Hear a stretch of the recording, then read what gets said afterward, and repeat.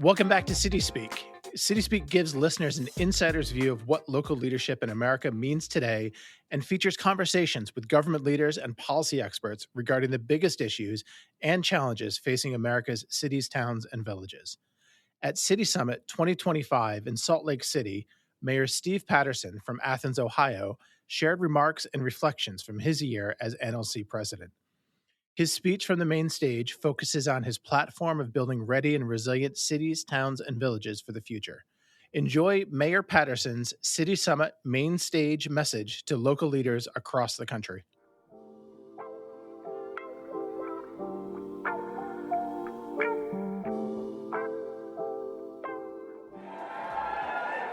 Yes! Serving as your president this year has been one of the greatest honors of my public service career. I have been all across America. I've been in small towns. I've been in rural communities. I've been in large cities. You know what? I have been in more airports than I can even remember. I've traveled to Augusta, Maine. I've been to Portland, Oregon. I've been to Orlando, Florida. I've been to Kyiv, Ukraine, St. Charles, Missouri, San Juan, Puerto Rico. Yep. And I've been to Vienna, Austria, Rio de Janeiro, and so many more amazing places. And you know what? I have met some truly, truly wonderful mayors, council members, and dedicated staff. And with that, you know what I saw? I saw resolve. I saw resolve. When the Murrah building was bombed in 1995, it was a deeply personal wound in Oklahoma City. But under today's leadership and vision with Mayor Holt, it is a thriving city. Everything from a future home to OKC Thunder, to hosting softball and paddle sports competitions in the 2028 Olympics. Truly amazing. Local leaders, here we go. Local leaders love, and this, I mean this, local leaders love stretches well beyond their community and touches everywhere around them. I experienced this love this past fall when I was in my hometown of Portland, Oregon. I was moved by Mayor Keith Wilson, who as a new mayor was facing really challenging times. What he did, he reached out to mayors in Oregon and brought together a coalition of bipartisan mayors who showed up and leaned in when he truly needed them. I can go on and on about all the things that I've seen and done this year. You don't want to hear that. But first, I've got to thank some people. Mayor Mendenhall and your team, you have truly welcomed us here in the city of Salt Lake City.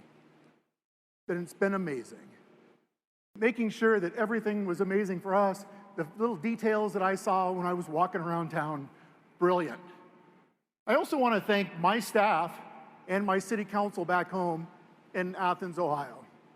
They stepped up with the amount of travel and visiting I did stateside and around the globe. They certainly helped me out during my presidential year. They kept me organized as I crisscrossed across the country and around the globe. And I cannot imagine my service to NLC without their amazing service. For everybody here from my home state, and anybody here who wishes you were, OH!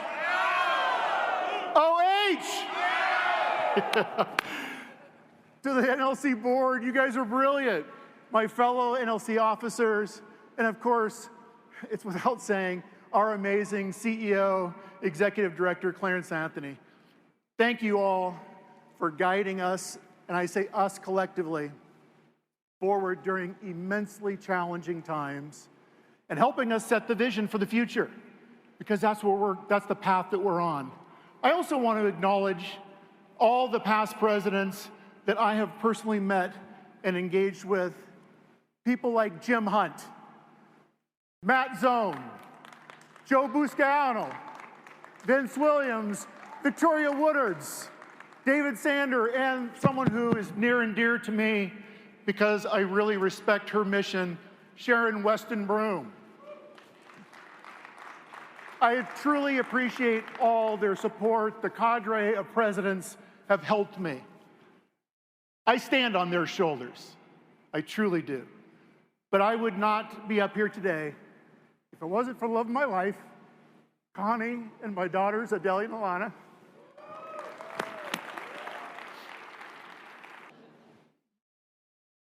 Connie's been the rock of our family.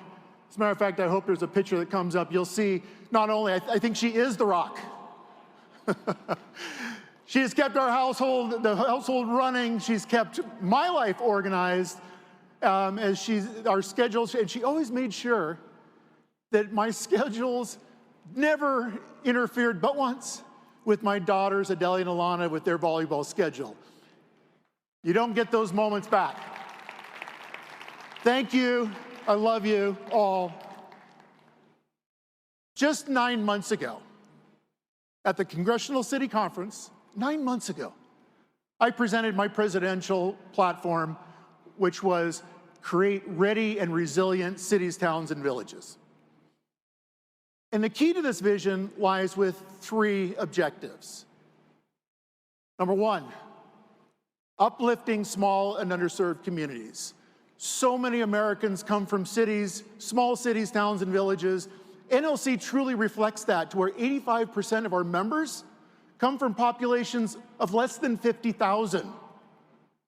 These communities truly contribute so much to our economy, to our culture, and to the future of our prosperity as a nation.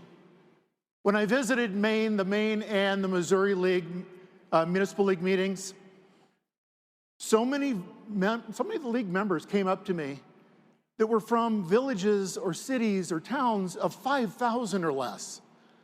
And they were truly excited to hear about the local infrastructure hub, and that was designed for communities just like theirs. Trainings and workshops are happening right now on topics like rail crossing, safe streets, clean energy credits, brownfield funding, and grant implementation assistance. Vital to them. Vital to them. Don't miss this opportunity. Second, and please hear me, we have a responsibility that we do not talk about enough. That is setting the example of leadership and civility for the next generation of local leaders. We cannot forget that we need to prepare tomorrow's leaders to take over for us at the end of the day. They're watching. They're learning from everything that we do.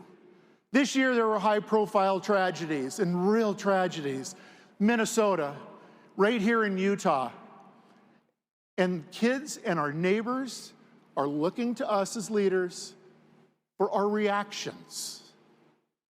It is our responsibility to hold our communities tight, help them heal, and firmly disavow every single act of hatred and violence.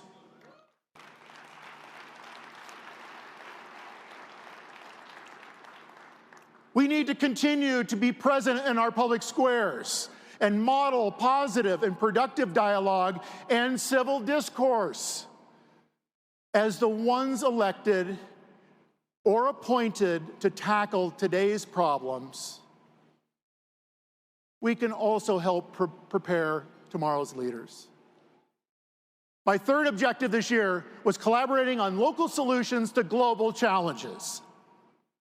My role as president, I've had many chances to interact with other leaders from around the globe. It has been absolutely phenomenal.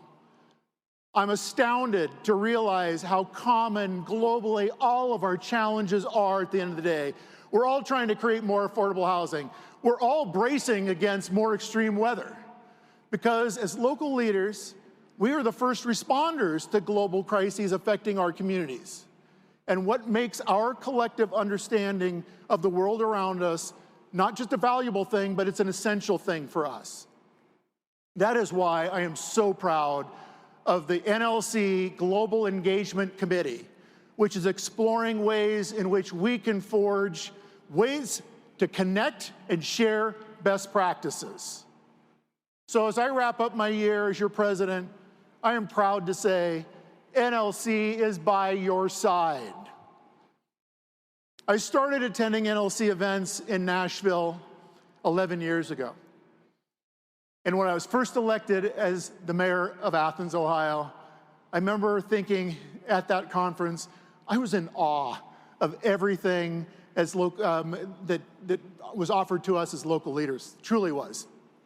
I remember sitting in an audience and listening to people in admiration, former presidents like Salt Lake City Mayor Ralph Becker, Charlotte Councilmember James Mitchell, Philadelphia Councilmember Brian O'Neill. As a small city mayor, I could so have fallen into that trap to where I felt like I was lost in an ocean of big cities. However, I was not. I saw inspiration in leaders, some of whom I knew personally because I went to high school with John Cook, the former mayor of Tigard, Oregon, or Mayor Michael Harmison from Osage Beach, Missouri, or Mayor Vince Williams of Union City, Georgia. I have learned so much from the leaders who came before me, and they may not know it, but they taught me how to lead and what leadership truly, truly means. We only hold this leadership role temporarily, and in that fleeting moment, we have a great opportunity to create something truly great. When I walk off the stage this afternoon, I know that NLC will continue to soar because of the dedication and commitment of every single person in this room today.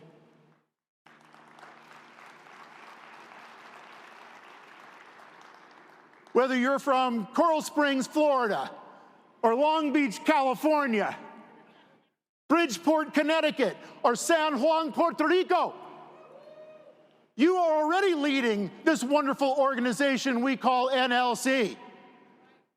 Remember this. Lean on the person next to you for support. Be kind to each other.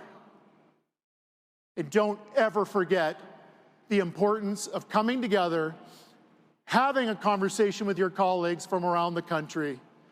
You'll be surprised at how much you can learn from each other. Keep doing the great things that your communities are doing, that you are doing in your communities. Thank you, National League of Cities.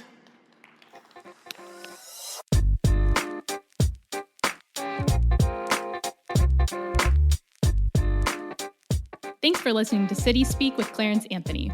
If you like the show, let us know. Share this episode with your friends and make sure to subscribe. We're curious to hear what you think, what you want more of, and how we can improve. If you have feedback or an idea for a guest you'd like Clarence to sit down with, send us your thoughts at cityspeakpodcast@nlc.org. Join us next month for a new episode. Like and subscribe here or wherever you get your podcasts. See you next time.